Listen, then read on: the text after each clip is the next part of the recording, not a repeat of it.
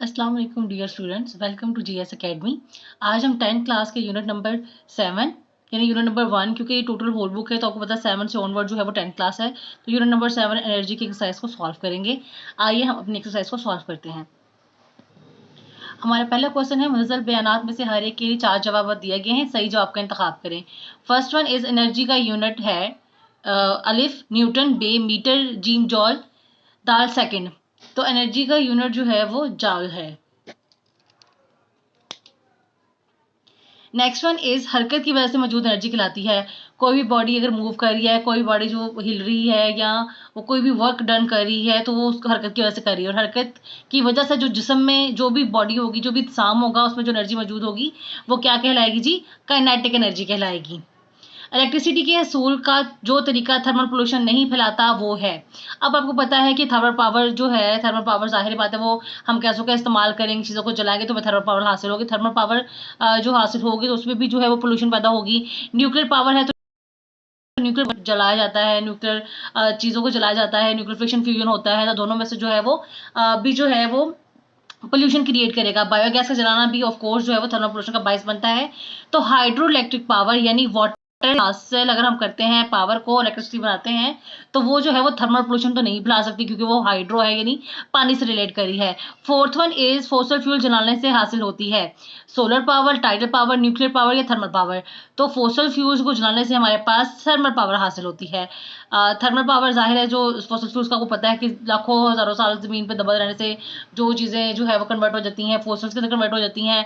और यही अगर फॉर्म कोयला, तेल, गैस या पेट्रोल की शक्ल इख्तियार कर ले तो वो फोसिल फ्यूल्स कहलाते हैं। तो इनको जब जलाया जाता है तो हमारे पास थर्मल पावर जो है वो प्रोड्यूस होती है। फिफ्थ वन इज हम एनर्जी का तहफ़्फ़ुज़ कर सकते हैं। ऑप्शन ए है ज़ाती गाड़ियों की तादाद बढ़ाकर, बी है गाड़ियों की बॉडीज भारी बनाकर, सी है जी पैदल चलना बंद करके, और डी है एनर्जी के गैर ज़रूरी इस्तेमाल से परहेज करके। तो जाहिर है हम एनर्जी का हम एनर्जी के गैर ज़रूरी इस्तेमाल से परहेज़ करें, यानी जो चीज़ हमें रिक्वायर है और जितनी अमाउंट में रिक्वायर है उसको इतना यूज़ करें। बिला वजह भी अगर हम एनर्जी को यूज़ करेंगे या एनर्जी को यूटिलाइज़ करेंगे तो वो चीज़ जो है वो एनर्जी को ख़त्म कर देगी। मीन्स कि एनर्जी की जो है वो मांग में इजाफा हो जाएगा।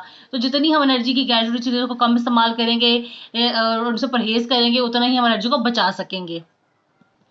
सेकंड सवाल है जी, खाली जगह पुर करें। First one is work force और डैश के हाथ से ज़र्ब के बराबर होता है। तो आपने ये डेफिनेशन पढ़ी है कि वर्क की, कि वर्क फोर्स और फोर्स की सिमत में तय करदा फासले के हाथ से ज़र्ब के बराबर होता है। यानी जितना फासला फोर्स ने तय किया है, जिस डायरेक्शन में फोर्स ने तय किया है, उसको अगर फोर्स को मल्टीप्लाई करेंगे तो हमारे पास वर्क डन आएगा। जी, वर्क फोर्स और फोर्स की सिमत में तय करदा फासले के ज़र्ब के बराबर होता है। सेकंड है जी, हमारे पास डैश की मदद से हम चीज़ों को देख सकते हैं। तो वो वाहिद चीज़ है वो है रोशनी। अंधेरे में जो चीज़ें नज़र नहीं आती उसको रोशनी की मदद से हम चीज़ों को देख सकते हैं। Third one is photocell रोशनी को डैश में बदलते हैं। तो फोटो सेल जो है वो रोशनी को डैश में तब्दील कर देते हैं। जी, third one is photocell रोशनी को इलेक्ट्रिसिटी में बदल देते हैं। थर्ड है जी हमारे पास फोटो सेल रोशनी को इलेक्ट्रिसिटी में बदलते हैं। फोर्थ वन इज समुद्री लहरों की एनर्जी डैश एनर्जी कहलाती है। तो समुद्री लहरों की जो एनर्जी है वो टाइडल एनर्जी यानी टाइडल पावर कहलाती है। समुद्री लहरों की एनर्जी टाइडल एनर्जी कहलाती है। फिफ्थ वन इज रेडिएशन से बचाव के लिए डैश को हिफाजत से ठिकाने लगाना बहुत ज़रूरी है। तो रेडिएशन से बचाव के लिए न्यूक्लियर वेस्ट को हिफाजत से ठिकाने लगाना बहुत ज़रूरी है। जी, फिफ्थ वन है रेडिएशन से बचाव के लिए न्यूक्लियर वेस्ट को हिफाजत से ठिकाने लगाना बहुत ज़रूरी है। नेक्स्ट जी हमारे पास थर्ड क्वेश्चन है कि मुनज़्ज़र बयानात में से सही बयान के आगे टिक और गलत बयान के आगे क्रॉस का निशान लगाएं। पहली स्टेटमेंट है हमारे पास किसी जिस्म में पोजीशन की वजह से मौजूद एनर्जी काइनेटिक एनर्जी कहलाती है। तो ये एक गलत स्टेटमेंट है क्योंकि किसी जिस्म में पोजीशन की वजह से एनर्जी जो मौजूद होती है वो पोटेंशियल एनर्जी होती है। Second one is electrical energy मुतहरिक चार्जेस की एनर्जी है, यानी जो चार्जेस मूव कर रहे हैं उनकी एनर्जी को हम इलेक्ट्रिक एनर्जी या इलेक्ट्रिक करंट कहते हैं। तो ये बिल्कुल ठीक बात है। थर्ड स्टेटमेंट है हमारे पास फॉसिल फ्यूल्स में केमिकल पोटेंशियल एनर्जी स्टोर होती है, ये गलत बात है। फॉसिल फ्यूल्स में केमिकल पोटेंशियल एनर्जी स्टोर नहीं होती।